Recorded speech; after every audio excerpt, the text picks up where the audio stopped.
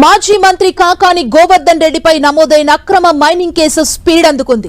విచారణకు హాజరు కావాలని పోలీసులు రెండోసార్లు నోటీసులు జారీ చేశారు. నిన్న విచారణకు కాకాని రాకపోవడంతో మరో నోటీసు జారీ చేసి ఇవాళ విచారణకు రావాలని ఆదేశించారు. మరోవైపు ఈ కేసులో తనకు బెయిల్ ఇవ్వాలని కోరుతూ వేసిన పిటిషన్, తనపై దాఖలైన కేసును కొట్టివేయాలని కోరుతూ కాకాని వేసిన క్వాష్ పిటిషన్ ఇవాళ విచారణకు రానుండటంతో కాకాని పోలీసుల విచారణకు హాజరవుతారా లేదా అనే దానిపై ఉత్కంఠ నెలకొంది.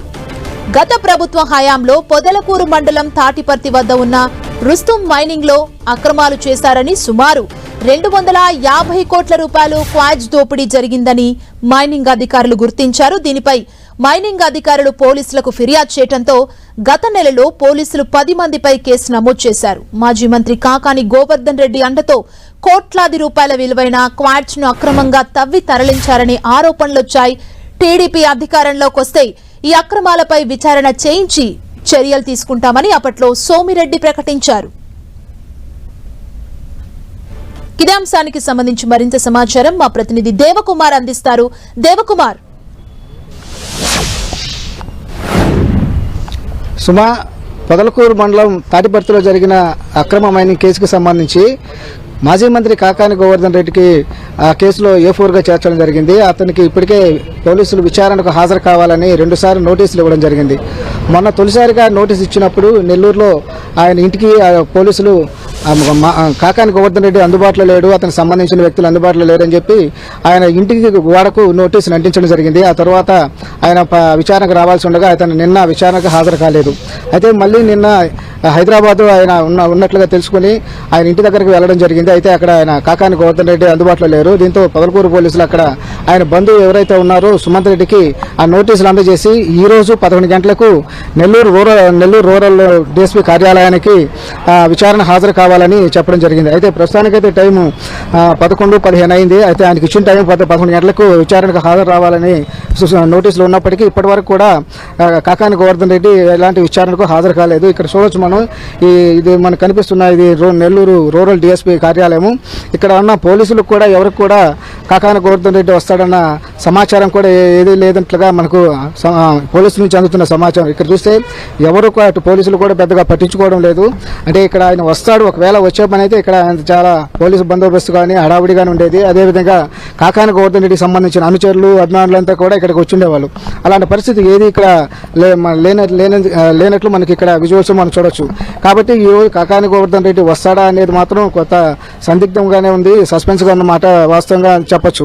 ఎందువల్లంటే కాకాని గోవర్ధన్ రెడ్డి హైదరాబాద్ ఉన్నట్లుగా తెలుస్తోంది. అదే ఆయన మొన్న ఉగాది రోజు కూడా కాకాని గోవర్ధన్ రెడ్డి కుటుంబ సభ్యులతో ఈ పండుగను జరుపుకున్నట్లుగా సోషల్ మీడియాలో కొన్ని పోస్టింగ్స్ కూడా పెట్టడం జరిగింది. కాబట్టి అదేవిధంగా చూస్తే ఈ కేసుకు సంబంధించి ఆయన ముందుగానే కోర్టును ఆశ్రయించిన పరిస్థితి. ఎందువల్లంటే అతను ఇప్పటికే ఈ కేసులో నాకు సంబంధం లేదు, ఆ కేసు నుంచి నా పేరును తొలగించాలని చెప్పేసి ఆయన క్వాష్ పిటిషన్ కూడా వేయడం జరిగింది.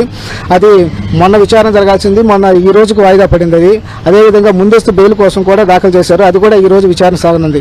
ఈ క్రమంలో ఈ విచారణ అయిన తర్వాత కాకాని గోవర్ధన్ రెడ్డి వస్తారా అనేది మనకు అర్థమవుతుంది.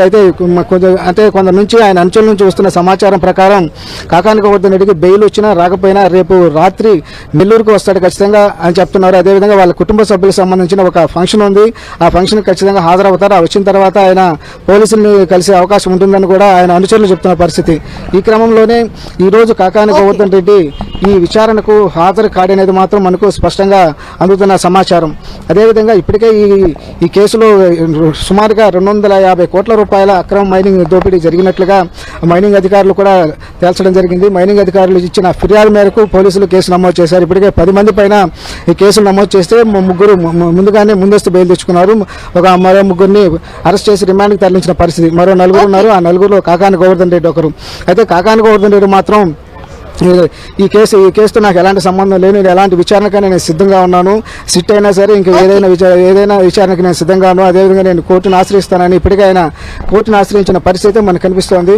అలాగే పోలీసులు ఇప్పటికే 2 సార్లు నోటీసులు ఇచ్చారు. కాబట్టి ఒకవేళ ఇప్పటికైనా ఇప్పటి వరకు కూడా కాకాని గోవర్ధన్ రెడ్డి నుంచి ఎలాంటి సమాధానం కానీ రిప్లై కానీ అదేవిధంగా ఆయన సంబంధించిన లాయర్ల నుంచి కూడా ఎలాంటి రిప్లై రాలేదు. కాబట్టి పోలీసులు కూడా ఫర్దర్గా స్టెప్ తీసుకునే అవకాశాలు ఉన్నాయి. పోలీసులు కోర్టును ఆశ్రయించే పరిస్థితి పరిస్థితులు ఉన్నాయి. ఒకవేళ ఇలాంటి అరెస్ట్ వారెంట్ కోరే అవకాశాలు కూడా కనిపిస్తున్న పరిస్థితి అయితే కనిపిస్తుంది. సుమా, థ్యాంక్ యూ దేవకుమార్.